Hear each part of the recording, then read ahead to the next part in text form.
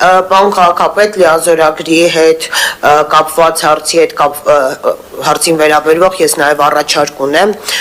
մեր խմբակցություններին, այն հավաքանու անդամներին, ովքեր քվեարկել են այն ինչ վիճարկվում է դատարանում, դրա հետ կապված դիմել արդարադատության նախարարին,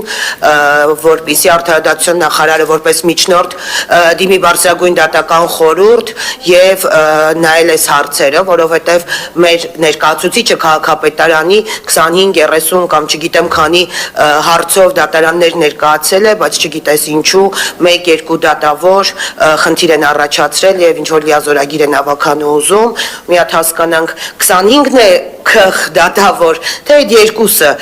օրենքի հետ հա չհամապատասխանեց, որն է չհամապատասխանում օրենքին։ Շնորհակալություն։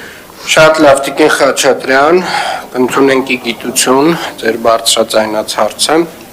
Հարգելի գործընկերներ, ավականու հարգելի անդամներ, ունենք 3 առաջարկություն։ Պարոն Սուքիասյանը առաջարկում է 22-րդ հարցը Երևան քաղաքի ավականու շահերը ներկայացնելու համար լիազորությունները վերապահելու մասին հարցը դարձնել զեկուցվող, ովքեր են կողմ այս հարցը զեկուցվող դարձնելու։